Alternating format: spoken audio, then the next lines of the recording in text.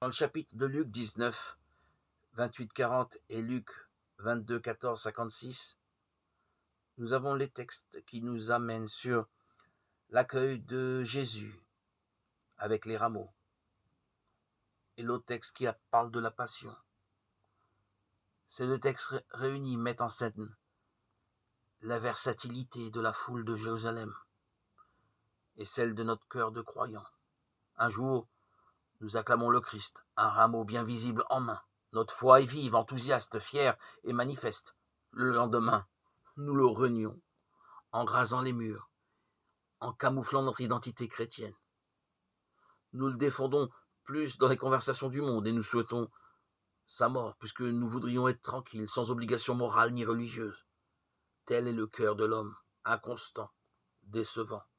Il nous faut l'avouer, nous ne pouvons plus faire grande chose, mais il nous reste un mystère d'amour à contempler durant notre existence. Notre Seigneur a décidé de la manière de nous sauver, à savoir sur une croix dressée sur le monde à Jérusalem, la ville qui tue les prophètes.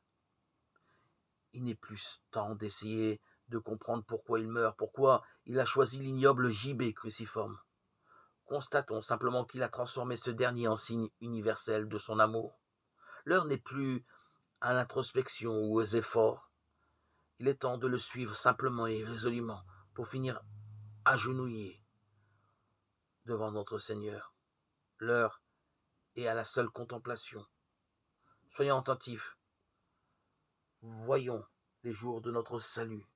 Remercions notre Seigneur, le Christ, notre Sauveur, qui a pris chair et ne s'est pas dérobé devant la croix. Nous t'adorons, ô Christ, nous te bénissons. Tu as racheté le monde. Accorde-nous d'accueillir le témoignage de ta passion, d'avoir part à ta résurrection